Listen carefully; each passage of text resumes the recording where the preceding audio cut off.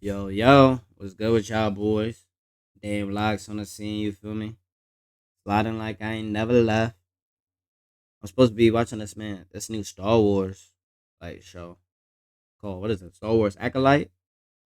It's I think it's like some history, John. I don't know yet. They just finished that animated thing with the Clone Wars, so they must be about to drop this as a placeholder to that movie with what's it called with that man Thrawn. Anyways, y'all lock in. And for all y'all who don't know John about Star Wars and none of that, talking to my son Emergency Awesome, he gonna put us on like real facts. So just log in. You feel me? Word.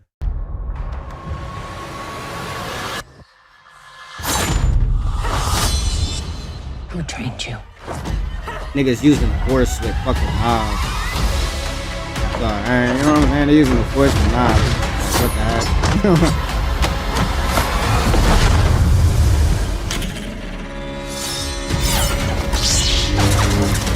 Oh, they do got sabers in this genre.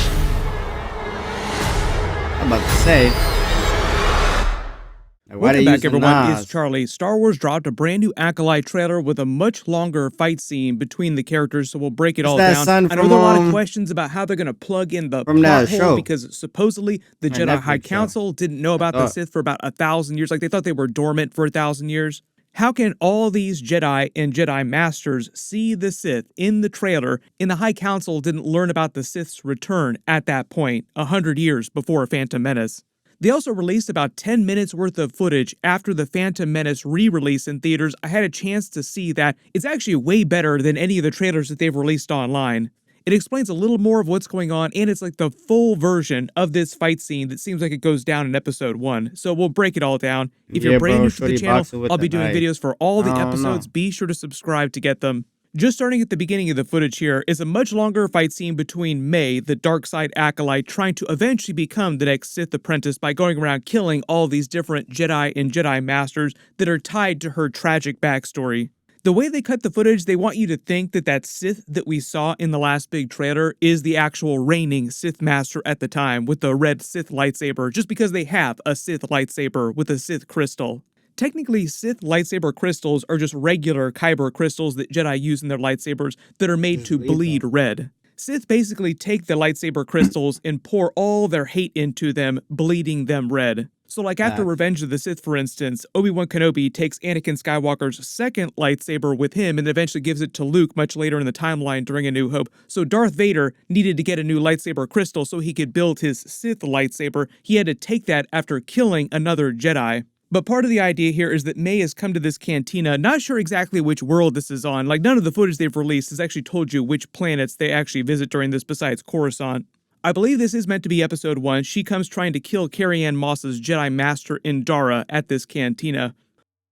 If you're a business owner, then animated explainer videos are the best way to capture attention. Where is this in the timeline? Get more I'm about to be followers so and drive confused. I more ain't even gonna sales. lie to you. During The full version of the fight scene feels very much like a classic kung 100 fu years fight before. until Indara pulls her lightsaber later in the fight. Much like the kung fu fight scene in The Matrix between Neo and Morpheus earlier in the movie, when Morpheus is kind of messing with him for the first part of the fight until Neo starts to get better and it gets a little more serious. During the beginning of the fight scene, in the footage that they didn't release online, you actually see May trying to pull Indara's lightsaber and use it against her, and Carrie-Anne Moss goes full Matrix and starts dodging her so she can't actually grab it from her, just to show you how skilled she is without actually striking her. It's a little bit like Terakasi, but I don't know if they were specifically going for Terakasi. That's the old Jedi martial arts that they introduced during the video games a long time ago. One of the other differences with the footage that they released after Phantom Menace, like the longer footage, is that you actually see May using the Force to enhance a lot of her strikes during the fight, throwing a bunch of tables, people all across this open bar space here. One of the comparisons to make would be like the fight scene during Phantom Menace, still one of the best lightsaber fight scenes of all time in any Star Wars anything. Qui-Gon, Obi-Wan Kenobi against Darth Maul. During that fight, everybody's enhancing their strikes with the Force, but because of the way they filmed it, it just looks like a 2-on-1 fight. They just happen to have lightsabers, and a couple times you see them Force jump across the space. Or like during Revenge of the Sith, where you have Anakin Skywalker versus Obi-Wan Facts. Kenobi, even though they're pouring so much force like flowing through them as they're trying to strike each other, Anakin Skywalker using every ounce of his power to try and kill Obi-Wan Kenobi. The way they film it, it just looks like a really sped up version of a normal fight scene of two people with actual lightsabers. But when Jedi actually fight like this, when they had knockdown, drag-out fights, they could use the Force to enhance a lot of their strikes and their blocks. Really good comparison to make would be Man of Steel with Superman versus Zod. The way they struck each other with so much force, it was almost like bombs going off. Jedi can strike each other with force like this, but it drains their power really, really quickly, so you have to be incredibly powerful. Really good example is Yoda during Attack of the Clones. He uses his much greater command of the Force to enhance all of his strikes against Count Dooku, which is why he's so badass in this lightsaber fight scene. But even as powerful as he is, Yoda can't maintain that level of power behind all of his strikes. For instance, when he's fighting Palpatine during Revenge of the Sith, his strength eventually does start to give out. So it's just a cool way of visualizing a fight scene that you haven't seen a ton of times in Star Wars before, especially a physical fight scene. Usually the fight scenes that are closest to this we've seen in the past are just regular lightsaber fights. And I do think that the lightsaber hilt of the dead Jedi Master that May picks up in the last big trailer is Indara's, and she somehow is able to kill her during their fight scene. She's like the big WTF death at the end of episode 1. Make all the Ned Stark comparisons that you want, like the really powerful Jedi Master that she's somehow able to kill, setting off this big murder mystery. In the longer footage they didn't release online, they also give you some more context about why she wants to kill Indara specifically. She was part of a Jedi contingent here in the flashbacks on this planet that prevented May, I think, from being able to save her sister. There's some tragic event that she blames the Jedi for, like she was part of that contingent. But here's the thing, the actress that's actually playing May is supposed to be playing dual roles with her and her sister, like her twin sister. This is the May character in the flashbacks who the Jedi take as a child to be trained at the temple on Coruscant. Her sister is not taken. So I don't know if her sister, who the actress is also playing, is also secretly in the present day scenes in the trailer and she just survived because she'd have to if she was playing dual roles. Maybe they're just hiding her to avoid spoilers. But we'll probably get a teaser for what actually happened to her, the sister, in the first few episodes. It might have something to do with the Sith in the trailers just because of this whole rule of two thing. Getting to the other plot hole that they're trying to sort of plug this series into so that it doesn't trample on stuff that happens later. One of the greatest problems in doing new Star Wars series set earlier in the timeline, like, oh, we can't mess with too much stuff that happens later. They're trying to slot this series in 100 years before Phantom Menace in a way that doesn't trample on Palpatine turning to the dark side eventually, seeking out Darth Plagueis, and becoming the new Sith Master eventually. He was trained in the Jedi arts. My only conclusion can be that it was a Sith Lord. Impossible. The Sith have been extinct for a millennium. So this is the plot hole that people keep referring to since they released the first trailer. During the Phantom Menace, Master Kia Edmundi says that the Sith have been extinct for over 1,000 years. What he's referring to is the ancient Jedi-Sith war that happened before the formation of the current version of the Republic. They call it the Republic era. The old Republic era, which they get into in all the games, is a completely separate thing that takes place much earlier in the timeline. That fell around the time of the Jedi Mandalorian Wars. The Jedi-Sith War also happens right after that period. Couple really big wars happening in the canon before the formation of the current version of the Republic as you see it. So like the old Republic was a completely separate organization.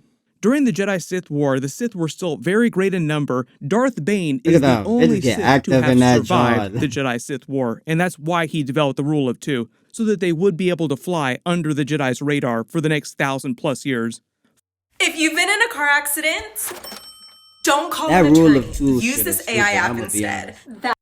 Fun fact too, after the Jedi defeated the Sith, they constructed the modern version of the Grand Jedi Temple as you see it in the present day on top of an old Sith shrine on Coruscant. So there used to be a Sith shrine where the Jedi Temple exists now. Part of the reason why Palpatine eventually turned the Jedi Temple on Coruscant into his personal quarters after Order 66 in the formation of the Empire. There are ley lines in the Force that pass through Coruscant right here where the Sith Temple was constructed deep below the surface. I think that over the course of 1,000 years, somehow the Sith that survived, like one of the two at some point, eventually erased the records of the old Sith shrine beneath Coruscant from the Jedi archives. So that's why you get to present day and you have the Jedi Council here having no idea that there's a secret Sith shrine buried deep beneath the temple that they're sitting in every single day. But part of the big idea here is everyone's just wondering how there could be Sith and the Jedi didn't know about them until Phantom Menace if you see the knockdown, drag-out fight happening between all these Jedi and the Sith in the trailer. This is only Come meant to back be in the 100 days, years please. before Phantom Menace. Like, why didn't the High Council learn about the return of the Sith here after this moment? There are a couple ways to explain that. Either like one, the Sith winds They're up all wiped cheesing out. every single one of these people so no one Real survives shit. to actually tell I the was about High to say Council. they wiped them all out. R.I.P. all these Jedi. But you have people like Yoda who are incredibly Man, wise. He would have been on the man, High very. Council at this point. Why didn't he learn about the Sith after this? What they might say, because the whole series is meant to start out as this murder mystery, is that they learn about the killing of all these Jedi and they find the evidence that May is trying to become a Sith acolyte. So mystery uncovered, they tell the High Council, they tell Yoda they've seen a Sith, the red lightsaber here, the signs are all there, the Sith have returned. And because the series is meant to chronicle the beginning of the fall of the Jedi, the decline of the Jedi, the High Council at that time period probably won't believe them about the Sith returning and won't think that it's a big threat. They'll pass it And off they'll as a couple ignore of it. rogue Force users trained in the Jedi arts or like dark Jedi. No, but it's not the Sith. It might be a couple of dark side Force users, but they're operating on their own. It's not this grand Sith conspiracy. And I think you're meant to walk away from the series feeling the Jedi's hubris is leading to their own downfall. Like, they didn't believe it because they were so overconfident that the Sith would not return because at this point in history, they're meant to be so were so powerful. powerful. There's no way two lone Sith could take down our entire massive Jedi Order at this time. Right. ... Wait for it. Getting to the Palpatine of it all, like I said, it's meant to take place 100 years before Phantom Menace. Palpatine's canon birth date is around 52 years before Phantom Menace on Naboo. So what they'll probably do is end Acolyte in whichever season they wind up ending it in, long before Palpatine is born. Maybe there'll be like a flash forward or like a reference to him eventually being born.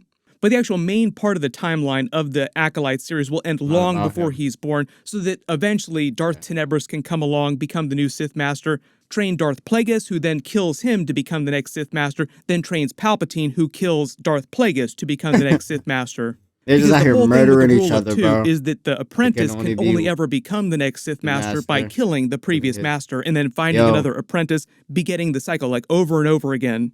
So it's Right. way easier for them to Disgusting premise. introduce this series during this time period so that the May character comes and Right, no goes sense, long bro. before Palpatine ever shows up.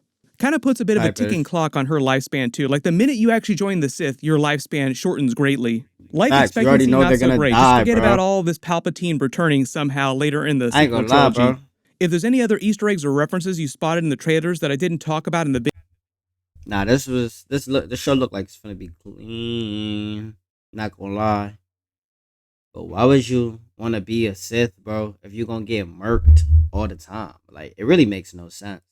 That rule is stupid, and the guy who started that was a joke, bro. It's the reason. But I guess they did overpower the Jedi eventually, so it's like here nor there. But it's like,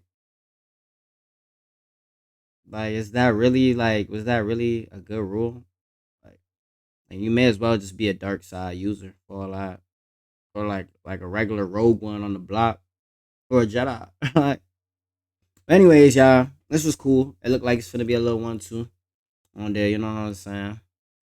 We'll lock in depending on how the episodes is dropping. Like, I'm not gonna lie, if it's as like after the first 3 episodes, like I'm probably, and I don't watch it anymore, I'm probably not looking at any more videos for it. But like, if it's decent, I'll check it out. Like, you know what I'm saying? Maybe a top 10 or something for an episode. Who knows, bro? But like, John look cool or whatever for sure. Alright, y'all. Keep going. All that good stuff.